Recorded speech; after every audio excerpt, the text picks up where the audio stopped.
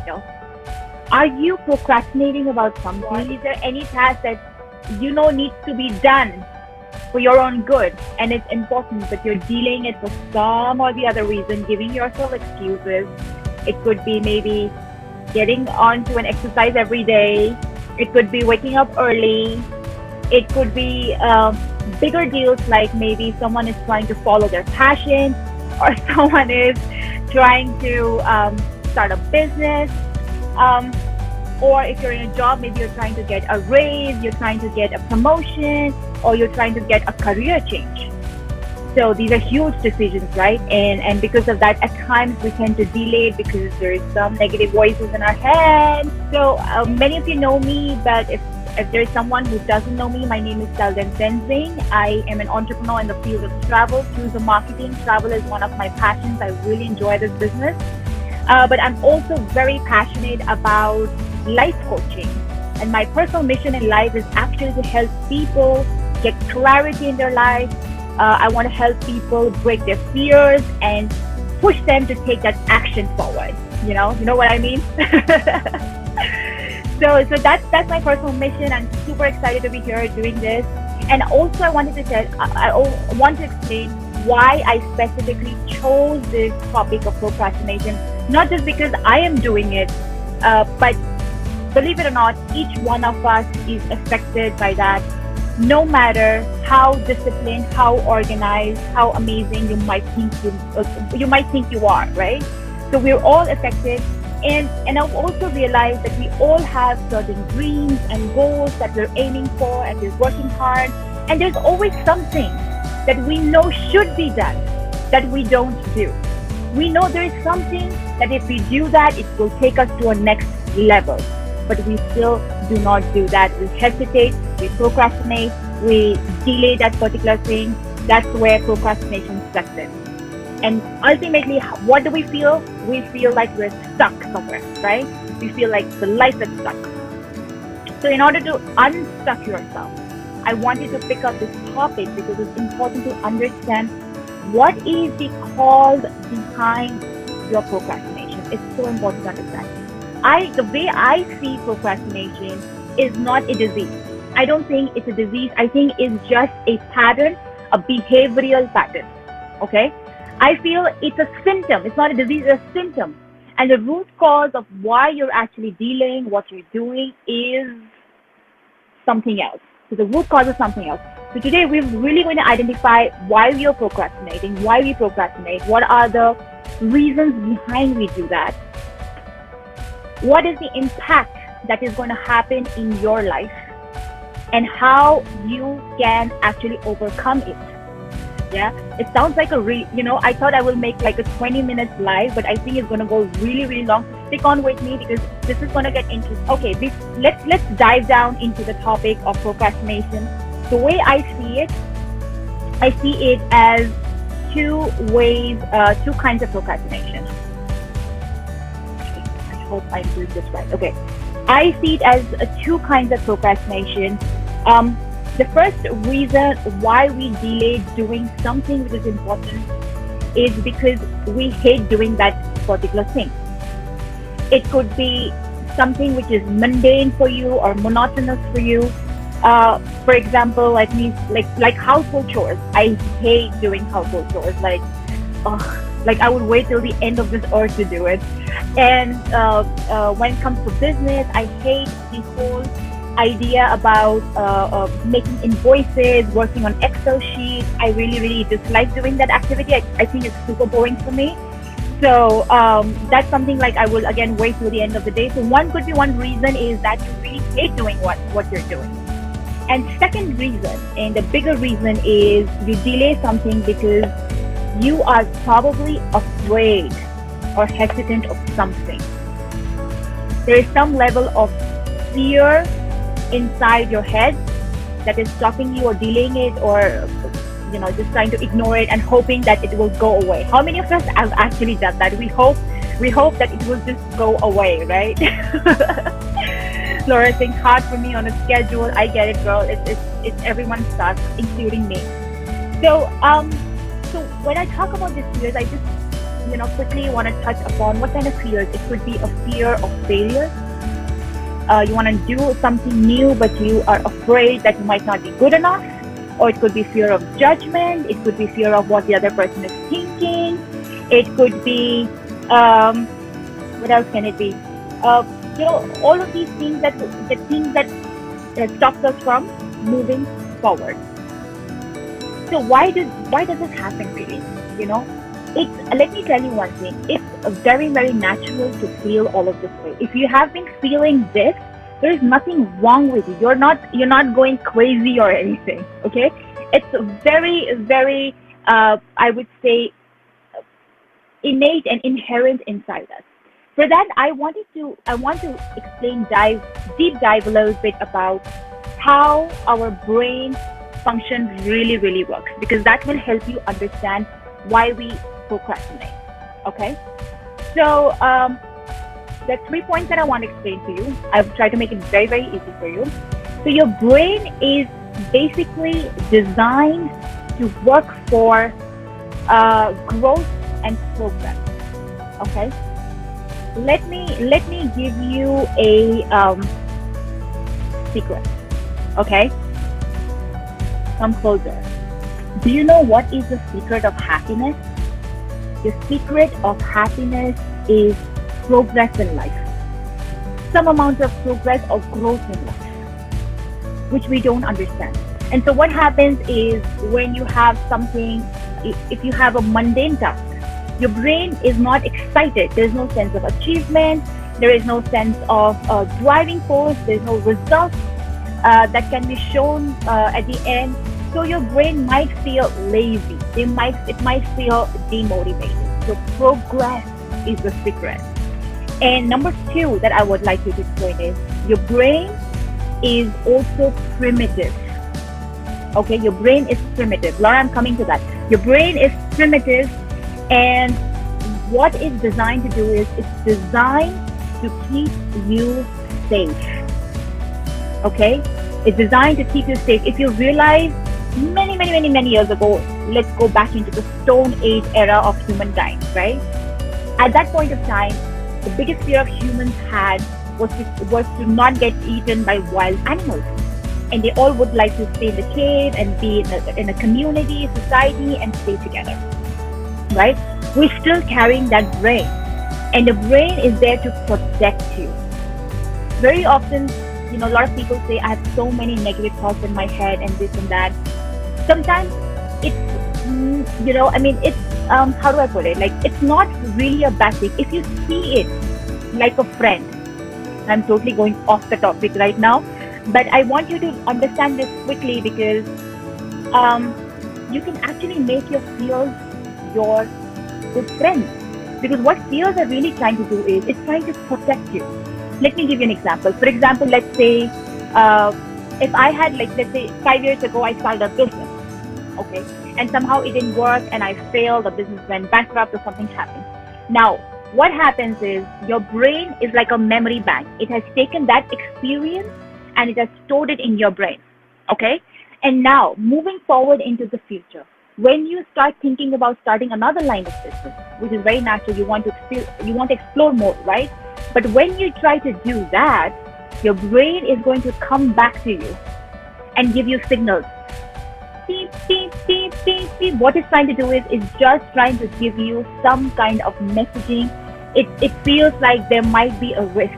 It feels like you have failed before, so high chances that you can fail again. So it's just trying to protect you, and it's trying to pull you back. You might feel anxious. You might feel, you're sweating. Some people have panic attacks and things like that. So all these things can happen, but the brain is designed to keep you safe. So I just want you to understand what you're feeling is very, very natural. It happens. And the third thing that I want for you to know is that the brain is also designed to live in a familiar zone. Very similar and connected to point number 2. When I mean by familiar zone, it likes to stay in the zone of known.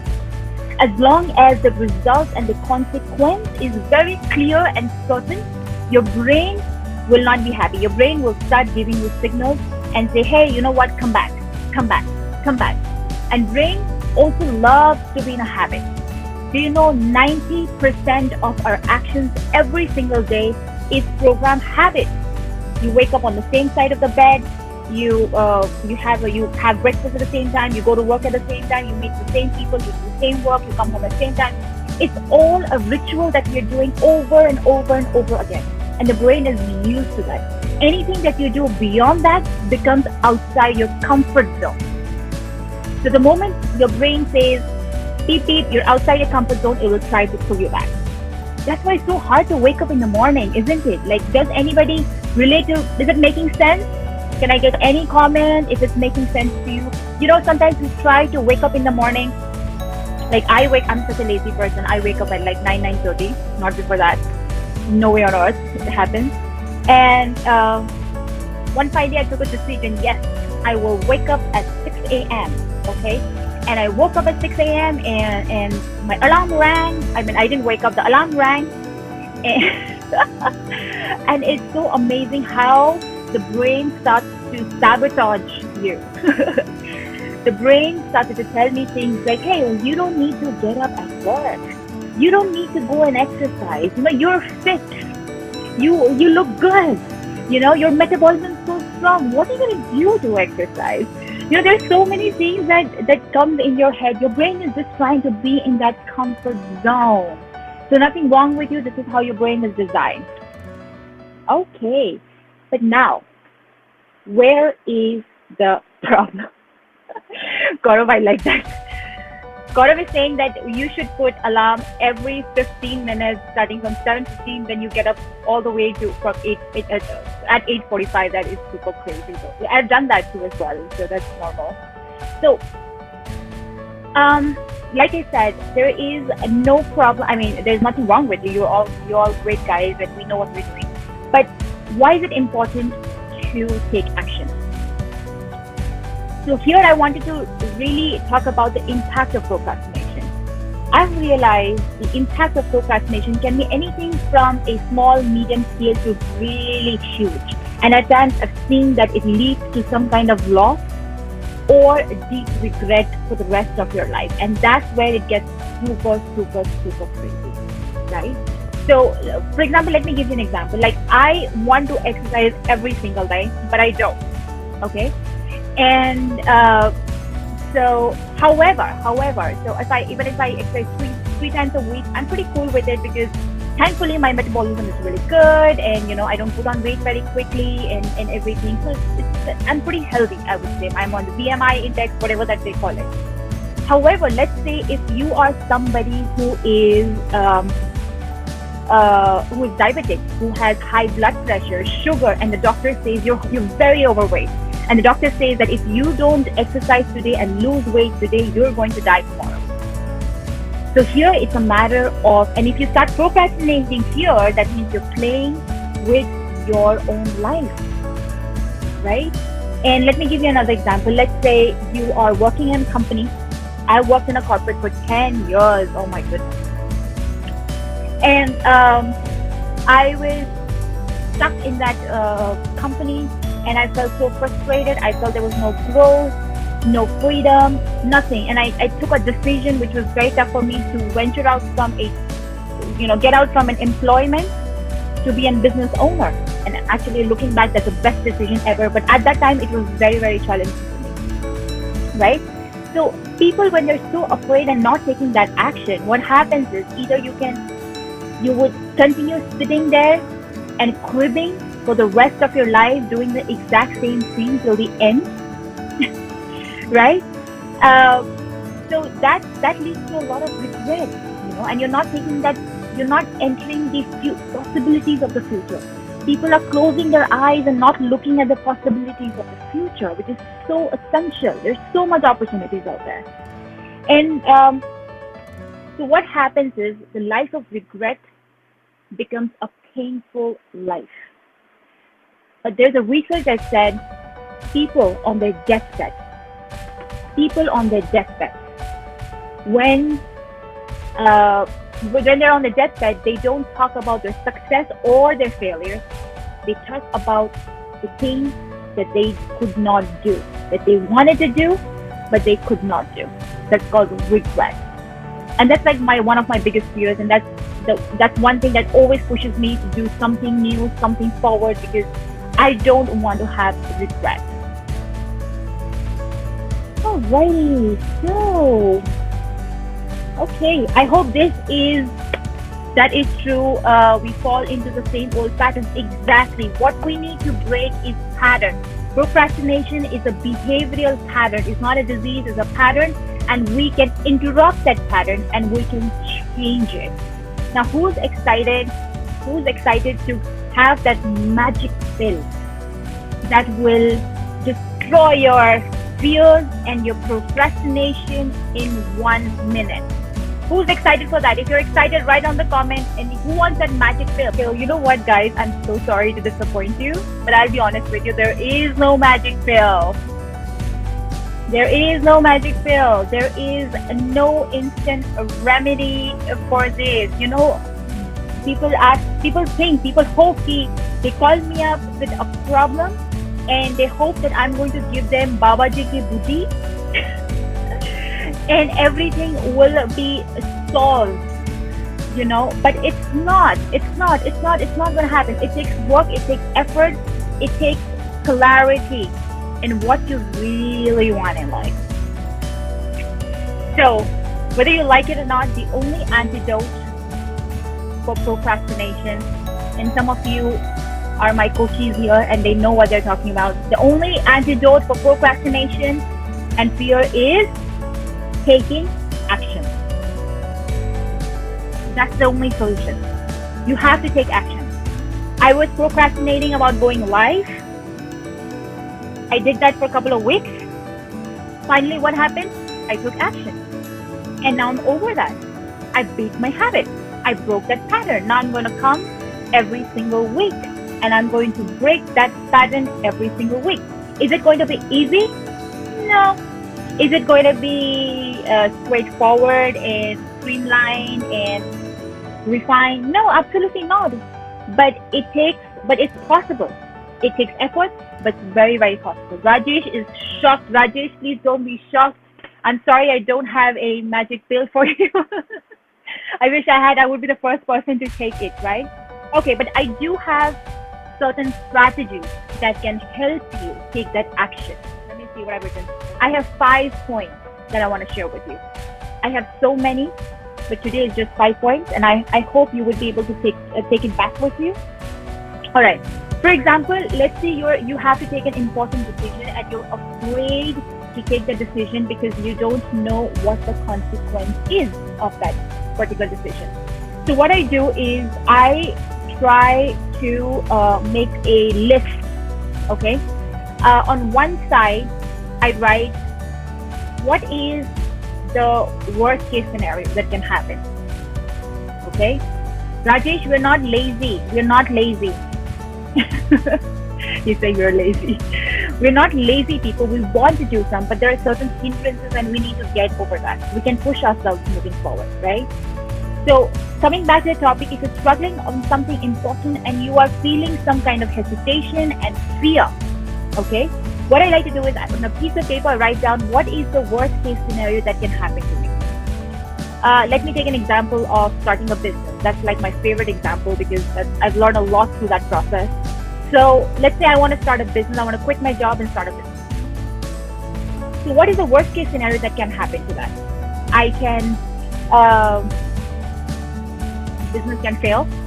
I can go bankrupt, right? And I can lose money that I put in the business. What else can happen? I probably will have to go back to my old job or any job, right?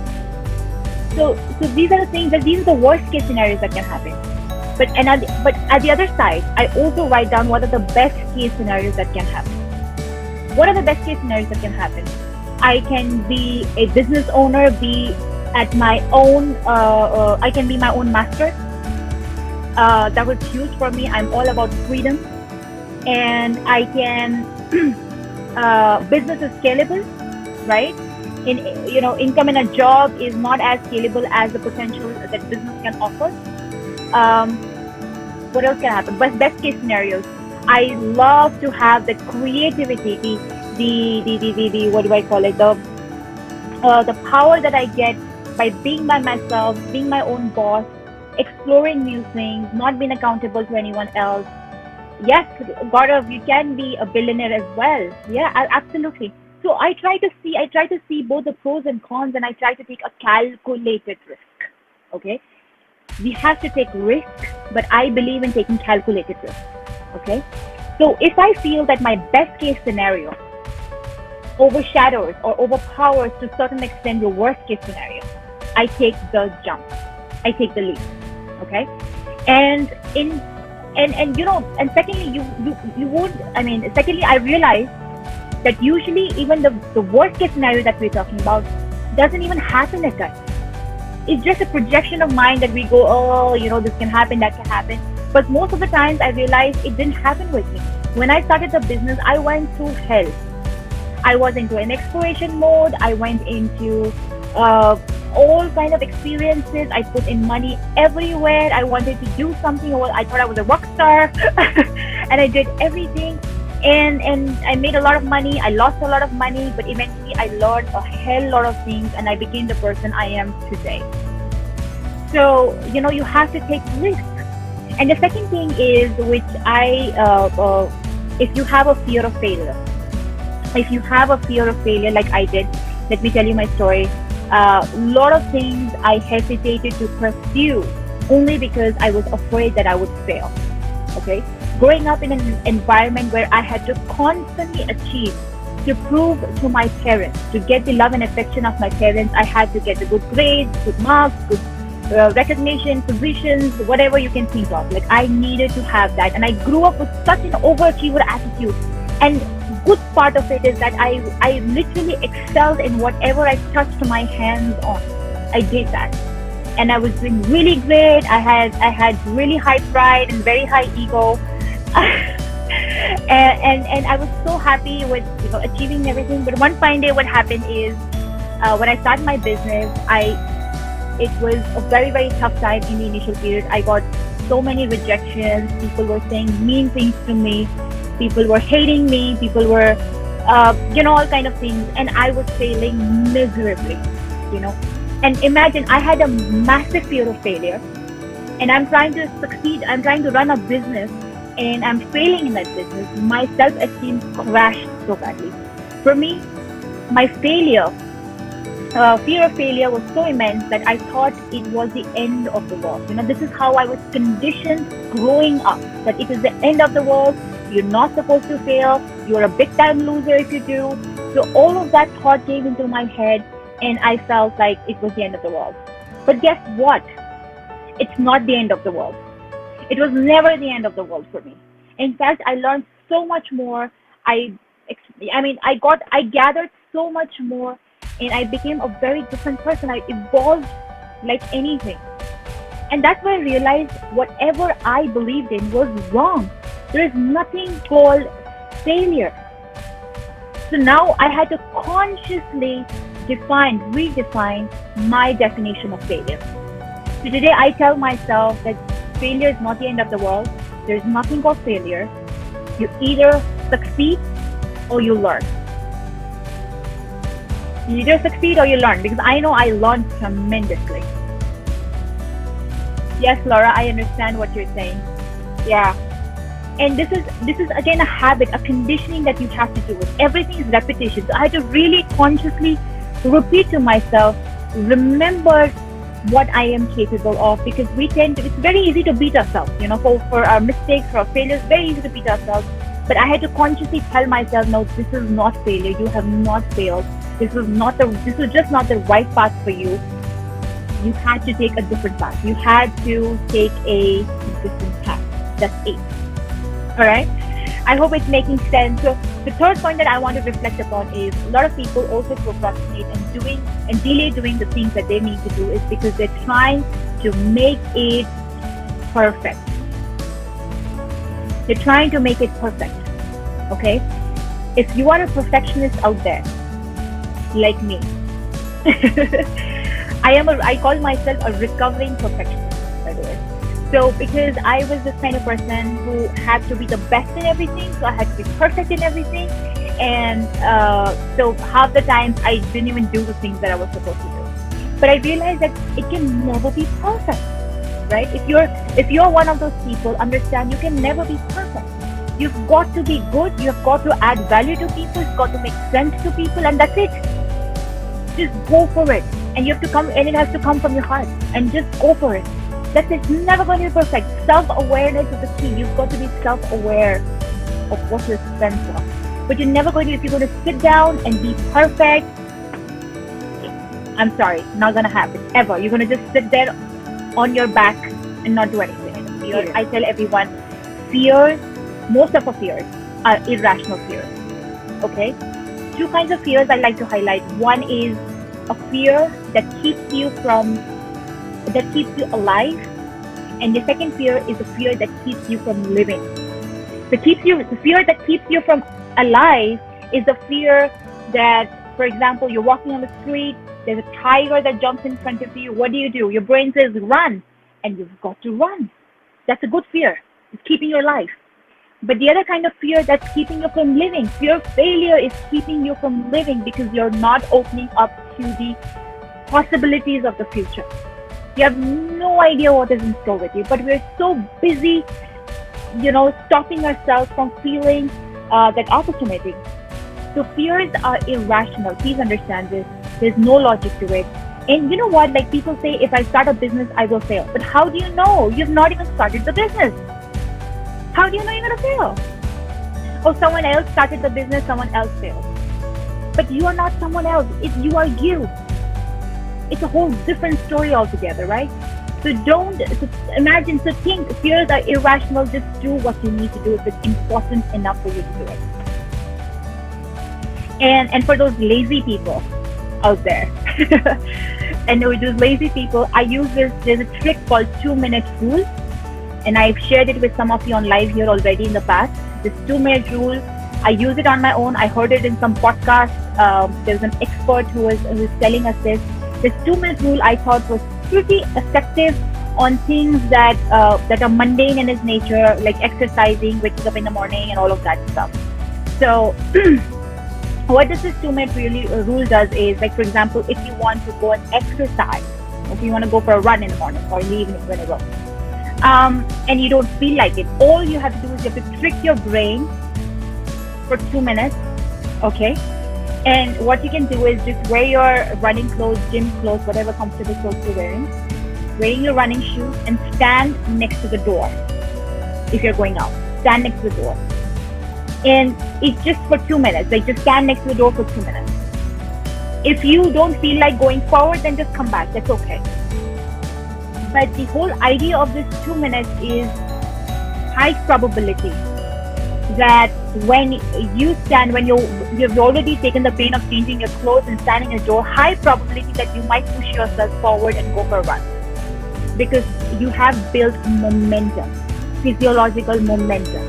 And that is very important for focus as well. So this is like a small, quick hack, I would say, if you're not feeling like something, but you think it's important enough to be done, just do something for 2 minutes. Like I like to dance. I would just change my clothes, put my music, and I just start moving around. That's it. And then one thing will lead to another. There's always a momentum. Thank you so much for joining in today. This was amazing. I hope there was some value to you. Many of you already know this, but I just want to share something. As a coach, it's my dream to help you take action. It's my dream to help you be that person that you want to be in life, okay? What I like to offer you as a service is a free discovery session, an hour full of free discovery session. If you feel like you're feeling a little bit stuck, or it doesn't even matter if you're stuck, but if you just feel like you're at this level and you want to reach at this level, and there's a gap between, and you want to help reduce that gap or jump that gap, I'm happy to help you get at that level.